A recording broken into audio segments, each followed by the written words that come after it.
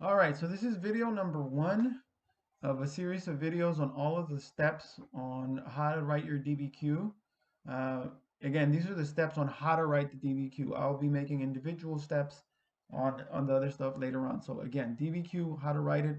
Here's our prompt. Uh, Create an argument that evaluates the extent to which the Mongols impacted Afro-Eurasian societies during 1200 to 1450. Okay, so here we have the template, your pre-writing template, and it gives you step 1, step 2, step 3, step 4, and then you start writing. Now, if you noticed, I gave you a link to a written version of the steps, right? So here's the written version of the steps. So first step is to read the prompt twice to make sure that you know the skill, content, and time period that you're answering, right? The skills are causation, change in continuity over time, comparison, interpretation, and periodization. So which one of these is it for the skill? What are they asking us to write about? And what is the time period? So let's look at the DBQ. Let's read it twice and make sure that we know what they're asking for. So create an argument that evaluates the extent to which the Mongols impacted Afro-Eurasian societies during 1200 to 1450. So the first thing I want to look at is the time period. That's the time period. 1200 to 1450. That's the time period. Now, the reason that this is important, even though we've only gone over 2 units, when you actually do the DBQ, it could be the DBQ could be about anything, anytime. So you need to be able to, in your head, understand the time period. Okay. The other thing that they're asking us, once again, now we found the time period, the skill and content. Create an argument that evaluates the extent to which the Mongols impacted Afro-Eurasia. So what's the content?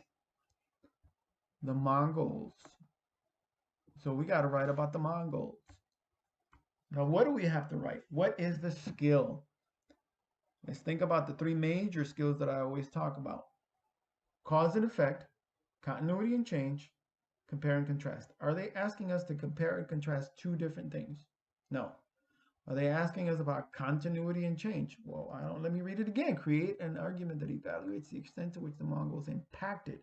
So it might be what they changed or what stayed the same. I don't know. Or it could be the effects, right? Either one, because they're asking us for the impact.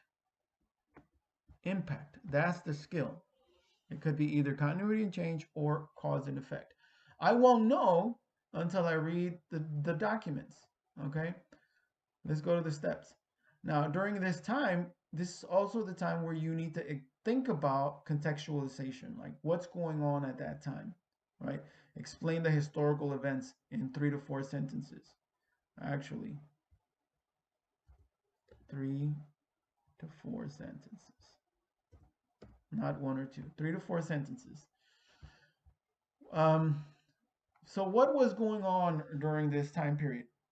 Well, if you remember from the um, the things you're supposed to know, the goals. If we go back, we know that the Mongols were taking over different um, nations. They've taken over the Abbasids. They took over um, the Song dynasty. So that would be my first sentence. The Mongols are taking over, right? Another thing that I know from my big picture, big concepts, is that they caused a lot of death and destruction on their way, but they also created uh, a safe route for people to trade, and then that kind of increase trade in the different routes in the Silk Road, in the Indian Ocean, and um, in what do you call it, sub-Saharan. So in my head is that all that is going through my head, right? And if I go to my pre-write, I put it in here, right? So I know, and again, I'm only writing like little words. So I'm writing Mongols taking over. They took over the Song. They took over the Abbasid. They increased trade. but also increased death. Okay, so that's my contextualization. That's what I'm kind of like looking at. Maybe I'll change it, maybe I won't. That's just what's going through my head before I read the documents. So if I go back again, go back to the prompt, what I want to do is I want to make this easy for me to understand. Mongols impacted 1200. So let me write it in an easier way right here. Here's my easier way to understand it.